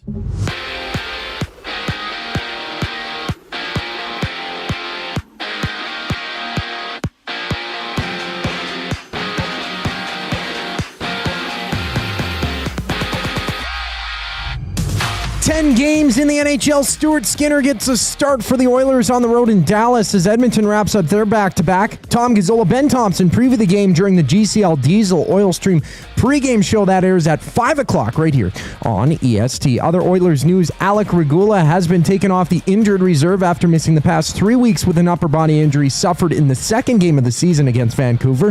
We also have the Flyers and Canadians in action, the Sabres jousting the Mammoth as the Red Wings battle the Golden Knights. And from Edmonton, the Elks have signed Keon Julian Grant to an extension. He's locked up through the 2026 season. The 29-year-old led the team in receiving yards and touchdowns this past year. A few big moves in the NFL. The Jets have traded Sauce Gardner to the Colts in exchange for A.D. Mitchell and 2 first-rounders. The Jets were also involved in another trade, shipping Quinnen Williams to the Cowboys for a 2027 first-round selection and a 2026 second-round pick, along with Mazzie Smith. The Raptors, they hit the court on a 6-game NBA slate, playing the Bucks at 5:30. After that, Phoenix visits Golden State, and the Clippers tip off against the Thunder. Sam Nestler checks in next on EST Afternoons. I'm Zachary Kubish, and that was your sports update. The Lock Shop. Nobody has played more hockey than the Oilers and the Florida Panthers in the last 2 years. And I'm just going to say, I don't think it's a coincidence that the Oilers are 6-5-3 and the Panthers are 6-5-1. Now, Panthers may be a little bit more forgivable because of the injuries. They don't have Kachuk and they don't have Barkov, which is massive for them. But that Stanley Cup hangover is real. The Lock Shop, weekday mornings at 11, only on Edmonton Sports Talk, your clear choice for Edmonton sports. When you cater with Royal Pizza, you're getting the same great pizzas, pastas, and salads you love, just bigger and built for a crowd. Perfect for teams, offices, or parties, Royal Pizza's catering brings real value around $10 per person. Delicious, high quality, and easy. If you like their pastas, you'll love their catering pastas even more. Visit royalpizza.ca or contact your local store for exact pricing and details. So come on home, Royal Pizza, still making it great. What a ride it was. The Blue Jays have made our whole country proud. Sentinel Storage is honored to stand with Canada's team every step of the way. Thank you, Blue Jays. Sentinel Storage, official storage provider of the Toronto Blue Jays. The River Cree Resort and Casino features the best in live entertainment, including international U2 tribute band, Desire, November 14th. Performing decades of U2's greatest hits, it's Desire, November 14th at the River Cree. Tickets for this show and more at rivercreeresort.com. River Cree Resort and Casino. Excitement, bet on it. Running your own small business takes courage, and as it grows, so does your team. That's why Alberta Blue Cross offers health, dental, life, disability, and wellness benefits designed for small businesses, because we know a healthy team means a thriving business. Join over 5,000 Alberta businesses who have chosen us to help their business grow and succeed. Alberta Blue Cross takes care of you and your employees, so you can take care of your business. Visit ab.bluecross.ca to find a plan that's right for you.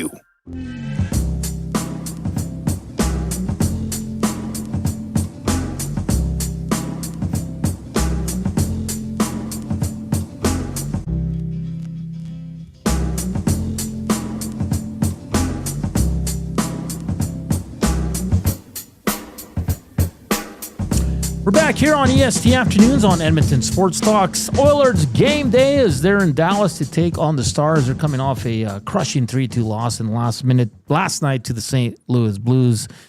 They got to be better, much, much better, especially the big guys. Stuart Skinner is all we know that he will be starting between the pipes tonight. We'll wait till Knobloch speaks in a few hours to see if there's any lineup changes. Like always, hit us up on the Nasty Chat. Slam that thumbs up. River Cree Box 780-218-9999. We're going to head to Dallas now. And, of course, friend of the show, Sam Nestler from DLLS Stars is brought to you by Old Country Towing, Edmonton's most trusted 24/7 roadside rescue team. Fast, safe, and reliable for over 15 years. Whether it's game day or a snowstorm, we work as hard as your favorite team to get you going. Call 780-986-6088 for all your towing needs. Sam, how you doing today?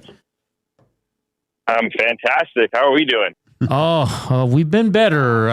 It's a little spicy here in Edmonton after a loss last night to the St. Louis Blues. But let's talk some Dallas Stars. 6-3-3 to start. Ton of injuries to some key players there, Sam. What can you tell us about here the first month in a little bit for the Dallas Stars? Yeah, you mentioned it. That's been the story, is the injuries. You lose Jamie Benn right away at camp. Lose Rope Hintz, lose Matthew Shane. Nils Lundqvist goes on long-term IR. It's just been absolute chaos to start the season. And pretty much the last thing that we wanted here with Glenn Gulletson coming over from your Edmonton Oilers to coach this team. He hasn't had a chance to roll out a full lineup. He can't really figure out what type of team he has, implement his systems, because he's just throwing guys out there and shuffling things around. So it's been a little bit of treading water, but I mean, if you're looking at the list of injuries, how they've played, how they've struggled to score goals, and you got a 6-game point streak, I think a lot of people would take that right now. So treading water is a good way to look at it down here, not really being able to see what type of team this is yet, just trying to figure out a way to bank some points for later on down the line. Sam, it was the end of the season with the whole thing with Jake Ottinger and Pete DeBoer that was widely looked at, I guess, and then the interview with Jake being quite candid about the whole situation. I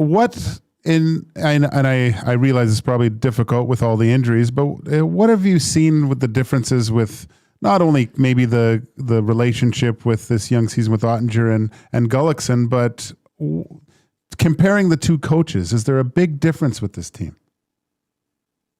Yeah, well, first off is off the ice, right? You guys know Glenn Gullickson well. He is such an easy-going person, right? He's so easy to talk to. The first day I met him was at the Stars Foundation golf tournament. Guy talked to me for 25 minutes and had to get called over to go do what he was supposed to do because he was so caught up talking hockey and talking random things. That nothing against Pete DeBoer, but that's never happened. I think I've talked to Pete DeBoer one-on-one for a total of 10 minutes in my 3 years covering him. So it's a very different style and vibe around the rink. It's very open for us in the media, for players. A lot of honest conversation going around, which is a breath of fresh air because, as you mentioned, it was the opposite towards the end of the year last year. Things got a little rough. Pete DeBoer always kind of had his 2 to 3 years of success with a team that then kind of ran out of gas and had to move on. So the thing I've noticed on the ice, though, is they're trying to simplify in some ways, like in the defensive zone. If you watched Dallas play at all last year, it was a lot of scramble time in the defensive zone when they did get pinned in their own end. And they were a really good team on the rush. They had the puck a lot, so that didn't happen a lot. But when they play a team like Edmonton, Colorado, that like to hold on to the puck, cycle a lot, they got a little lost. They played a little more man-on-man.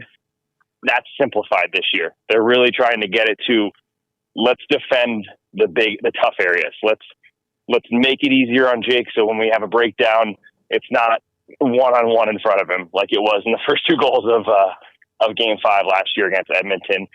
Let them play on the outside and let's defend the big areas. That's what I've noticed the most. And then the other side of it is less structure is kind of the theme with Glenn Gullickson. He wants this team to use their hockey IQ, use their sense. I mean, you look at the lineup, Mikko Rantanen, Roope Hintz, Matt Duchene, Tyler Seguin, Jason Robertson, Wyatt Johnston. The skill is there, clearly. This team has the offensive skill. I think at times under Pete DeBoer, they got a little structured, too structured. They got a little rigid. And that eliminated some of that skill, some of that talent, some of the hockey IQ. Just make a play. That's as simple as Miro Heiskanen just making a play on a breakout, or as detailed as some tic-tac-toe type of passing in the offensive end. I think they're allowing them to make hockey plays more, and that's been exciting. I mean, as you mentioned, the injuries has made it hard to see, but really in the first few games, there was a highlight reel type of tic-tac-toe goal in each of the games, and you didn't see it a ton last year because they just played straight ahead, and that's great, and you need to do that, but to a certain extent. At some point, you got to be a hockey player, and I've seen guys feel a little more comfortable making plays and reading the play, and I think that's been good for the group. Sam Nestler from DLLS Stars joining us here on Oilers Game Day as they take on the Dallas Stars. Sam, 2 defensemen. I'm looking at Miro Heiskanen. I'm looking at his 5 points so far this season. I'm looking at Thomas Harley at a -5. I think team worst right now. What can you tell us about these 2 players? Is you take plus minus with a grain of salt. I understand that, but how's Thomas Harley looked and Miro Heiskanen? Is this just a slow start points wise? Yeah, for Miro, he's looked like he's still recovering from the knee injury, to be honest with you. Okay. I know he said he was 100%. He had the summer to rehab, but he looks like someone who's still building up, and that's okay. They have time, right? It's good to have all these issues now, and not February, March, April. So I think for him, it's going to start to come. But the other way with Thomas Harley, he's been tricky. He's had a game here and there where he looks like that Thomas Harley, right? He's dominating. He's controlling the puck. Puck's on net. He's getting some time on the power play. They've kind of been switching back and forth between Harley and Heiskanen on the top power play. Again, the injuries have made them only really have one power play unit. Their second unit is a bunch of fourth line guys and two defensemen. So the kind of the way they've rotated has been interesting, but then Harley will have a game where he fumbles a few pucks. He's done a few times where the puck's been lifted out towards him in the neutral zone, and he's kind of fumbled it, or he's misjudged it and it's led to a breakaway, and that's cost them pretty badly in each of those times. So I'm not sure if he's still kind of feeling it out. It's good to he signed the big contract last week, so that was good to get that kind of out of the way. But it's felt like he and Heiskanen have had a chance here to really grab it because they've needed people to grab it here. They're missing too many guys. Someone has to come in and grab it. Mikko Rantanen has pretty much put the team on his back as he did in the playoffs last year, and that you can't do that all year, right? He did it for a round against Colorado, kind of ran dry against Winnipeg, and really did nothing against Edmonton. Jake Ottinger kind of did the same thing. We're seeing the same kind of thing here in Dallas for the first, 12 games they played here, 13 games, because they're just not able to get certain guys going. So it would be good to see guys other than Mikko, Wyatt Johnston, and Jake Ottinger really carrying this team, because as of right now, that's really been it. And the names you mentioned, Thomas Harley and Miro Heiskanen, those are the guys we're looking for, right? I'd love to see Miro. It doesn't have to light you up in points. He only had the 1 year, I think, where he had 80 points. He's not a huge point guy. He's just never going to be the Cale Makars and Quinn Hughes. But there's more to that. And Thomas Harley could be one of those guys if he really reaches the potential. So I think it's a huge opportunity for one of them, if not both of them, to take another step here, because this team is running out of gas, and the getting points and scratching and clawing is not going to last forever.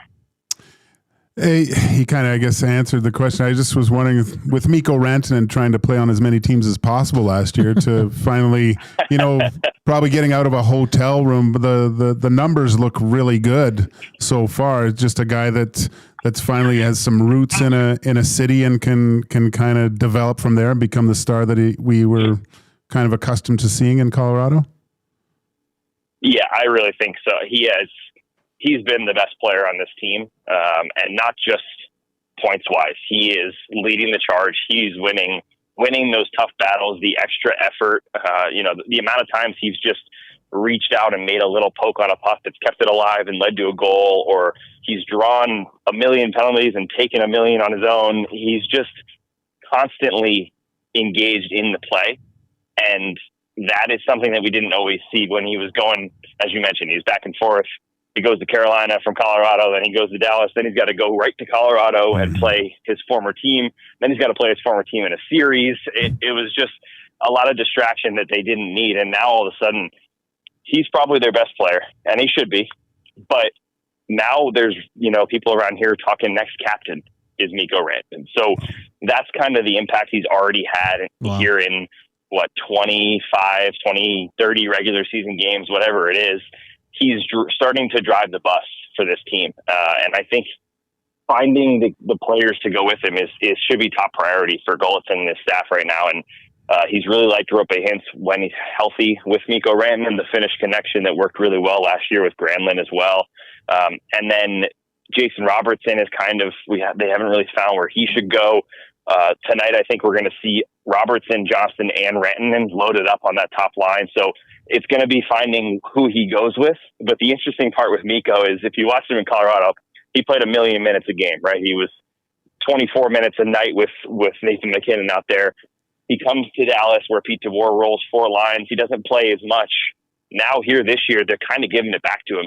He's playing double shifts a lot of times. He stays out almost the full 2 minutes of power play, especially right now with the injuries. So they're giving him the keys to just take over and be the dominant Mikko Rantanen. And so far, anyone who said that he wasn't going to have success without McKinnon is eating their words pretty quickly. Yeah, no doubt. He's a phenomenal player. He was fantastic. Thanks for settling my prop bets for tonight, Sam. Sam, I know you got to run. Enjoy the game tonight. Great breakdown of the Dallas Stars. Should be a fun one, and I'm sure we'll chat again. Absolutely, guys. Thanks for having me. Looking forward to the next one. All right, Sam Nestler, host on DLLS Stars. It's a fun show. They got Greg Ludwig. Do they? Yeah, he's great. Yeah. I tuned into them a lot after post game last year in the playoffs and kind of would listen to them on the way home. And they're awesome because they're brutally honest. Yeah. And Greg Ludwig doesn't hold back either. Yeah. A guy who won it all, played a tough game. So very, very good show there covering the Dallas Stars, Joaquin. And it's interesting. Harley and Heiskanen struggling a bit. Yeah. Casey DeSmith, 8-7. So they're due. They're due. I think you know where I'm going with my pick today. Their due thing hasn't worked out for me. Wow, that's impressive. That's high praise coming to Mikko Rantanen. Like I wondered that because last year must have just been when it was finally over. He probably just went back to Finland and said, "Oh, I just want to relax." Yeah, sat in a sauna for the next week, right? Just decompress. But sounds like it's for the talk of getting the C. That's huge. Oh, that's enormous. Good for him, man. He's a hell of a player. And they are stacking that line. Yeah. Wyatt Johnston, Mikko Rantanen, and Jason Robertson. Sam Steele with Bork and Sagan. Ernie, former Oiler, Adam Ernie. With Radek Vaska, Nathan Bastian. The big earn. Nathan Bastian. Oscar Back, Colin Blackwell, and Coop's going to have to help me with this one. Justin. Oh, I'm pulling it up here. Hold on. Justin. Oh, wow. Yeah. Herkowian? Herkowian. Okay. We'll stick with that. Herkowian. Lindell with Heiskanen, Harley with Lyubushkin, and Petrovic with Bichel, and Casey DeSmith gets a start. Again, 8.73 save percentage, 3.28. The Oilers could get to them. Let's go. I'm excited. Brandon, 2 points. I got my lucky shirt, and the Oilers are due. All right, on the other side of the break, Joaquin's going to store a story to share. We got the Screw It, Let's Do It parlay, and we close it out and get you ready for Reed Wilkins and J-Mail. But before, give me 2 shakes of a lamb's tail here, guys. And this mouse is never working. Here we go. Experience the wonder of the Canadian Tire Magic of Lights, Joaquin. Edmonton's favorite holiday drive-through light show, only at Rad Torque Raceway. 1 carload, millions of lights, endless memories. Until November 6th, you can save 25% on Canadian Tire Magic of Lights passes with the promo code SAVE25 when you visit radraceway.com and click on Magic of Lights. I found the pronunciation. Perfect. It's Justin Ritzkovian. Ritzkovian. Wow. Ritzkovian. What did I say? I don't know, but it's spelled Hryck. So it's like, how do you even pronounce said that? Ritzkovian? Did you? Yeah. Let's go back to the tape. That's intense. All right. I feel bad for Jack Michaels. Yeah. He's a professional. Ritz? He'll get it. How do you get Ritz? Yeah. Ritzkovian. Where is he from? No clue. Let me check. Can that be right? Ritz? 23-year-old. Yeah, that's what the 24-25 Rickoian pronunciation guide. Okay, from the H is silent. So is the Y and everything. Everything's silent there. Well, you hear Jack Michaels pronouncing Pavel Buchnevich.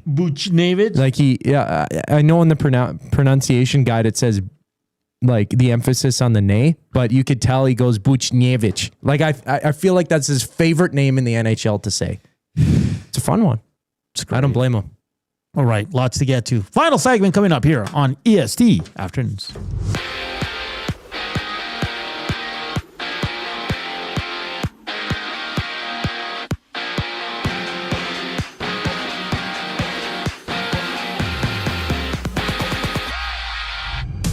The Oilers close out their 2-game road trip battling the Stars tonight. Alec Regula is available. He returns from an upper body injury that's kept him out the past 3 weeks. Stuart Skinner in between the pipes having Tom Gazzola, Ben Thompson preview the game during the GCL Diesel Oil Stream pregame show. Coverage starts at 5 right here on EST. From Colorado, it's the Lightning and Avalanche matching up. Elsewhere, the Rangers and Hurricanes drop the puck. We also see Anaheim playing host to Florida on a 10-game slate. For the Double E, it's Keon Julian Grant into inking an extension to stay with the Elks. He's now with the team through the 2026 season. Julian Grant leading the team in touchdowns and receiving yards this past season. In the NFL, the Jets have traded Sauce Gardner to the Colts in exchange for 2 first-round picks and A.D. Mitchell. For the Seahawks, they've picked up Rashid Shaheed from the Saints for a 4th-round pick and a 5th-rounder in 2026. On the court, there's 6 games. The Raptors and Bucks clashing at 5:30. The Magic and Hawks dancing at 6 o'clock, while OKC visits LA to face the Clippers at 9. The final segment of EST Afternoons brings us back after the break. I'm Zachary Kubish, and you're up to date. Wing showdown time at the Canadian Brewhouse. Creamy street corn goes head-to-head with Mexican chili lime. 2 bold flavors battling for your taste buds. Grab them anytime, or just 69 cents every Wing Wednesday. The Canadian Brewhouse. Our house is your house. You've heard the name, but what does it mean? For over 66 years, William Huff Advertising has supplied signage from screen printing to digital to LED with design, production, and install in-house. It's a one-stop shop for all your signage needs. Edmonton owned and operated, William Huff has been trusted by the biggest companies and teams in the City of Champions and many others across the country to do the job. If you're looking for a way to get the word out about your company or event, they are the answer. Go to www.williamhuff.com. Their results speak for themselves. The temperature may be dropping, but the action's heating up.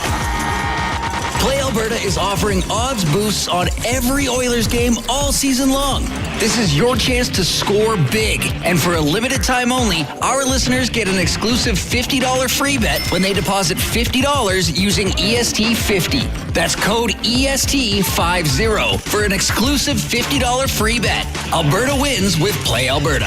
Must be 18 plus to play. If you gamble, please use your game sense. The River Cree Resort and Casino features the best in live entertainment, including international U2 tribute band, Desire, November 14th.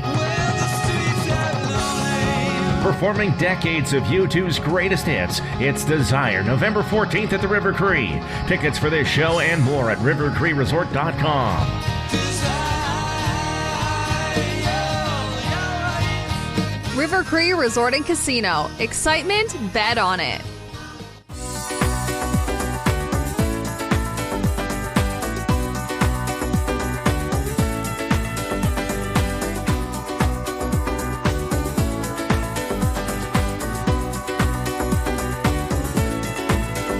You must have been stone crazy. Remember this song? I was a fine young cannibal at one point. Is this is not Fine Young. This is Yeah, it is. London Beat. Is it? Yeah. Is that the same singer? Isn't it the same thing? Is it the same singer? I don't know. You're probably right. No, but maybe he started with London Beat and went to the Fine Young. Really? Sound the same? They sound very similar. Yeah. It's a good London Beat, hey? I think it's London Beat, yeah. It's a good late 80s club song. Hey, you got a story? Oh, yeah. So I'm walking my dog, right? Yeah. And trying to think about what I'm going to say on the show, if there's something up from the game.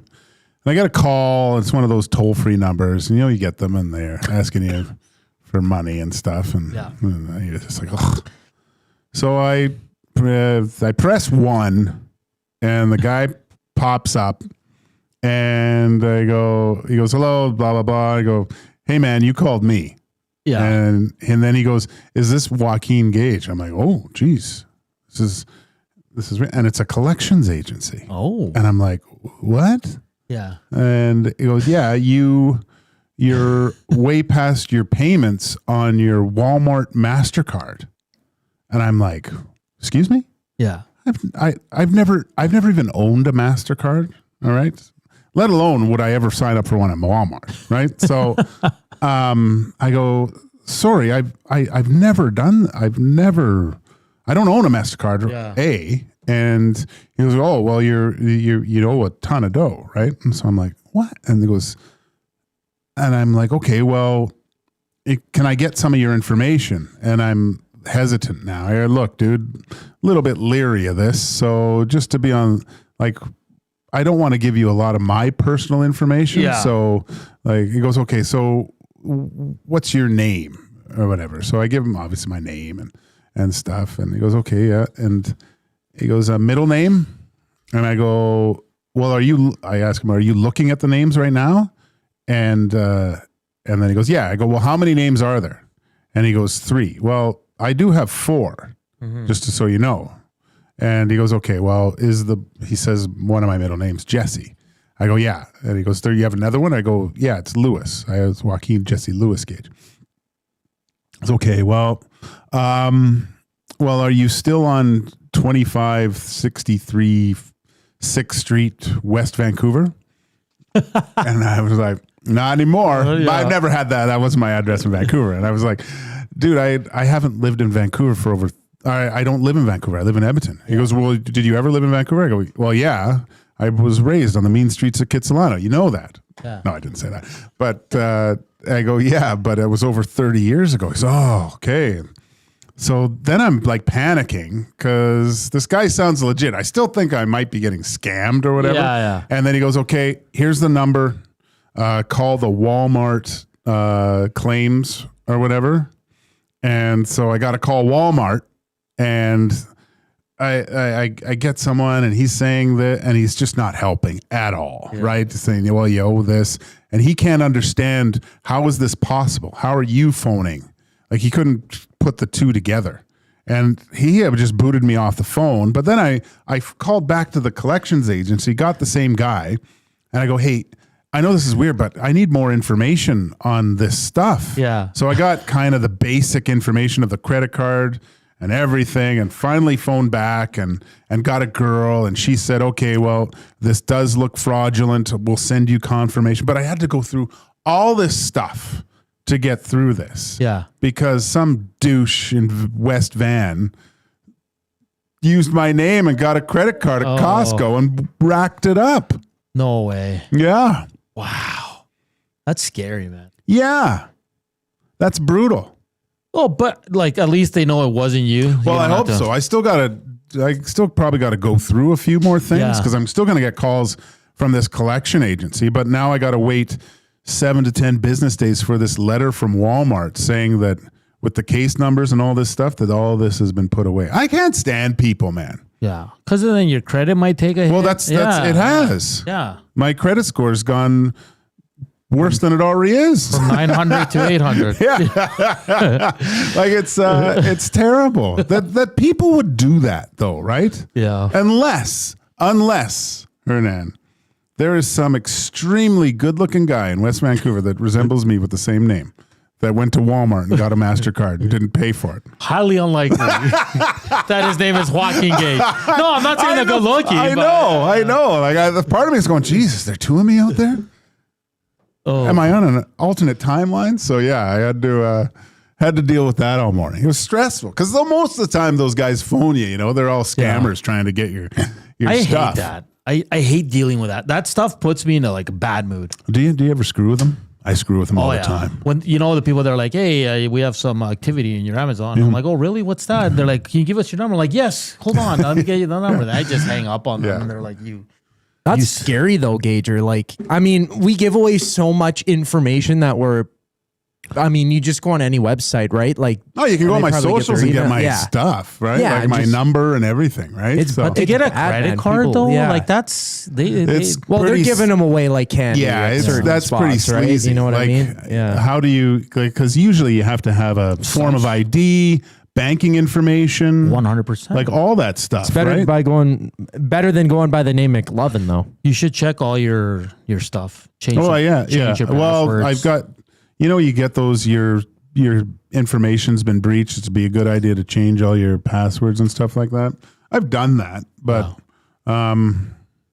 it's so weird that they can get everything now. Yeah. But how do you go in and get, unless some guy had like my hockey card.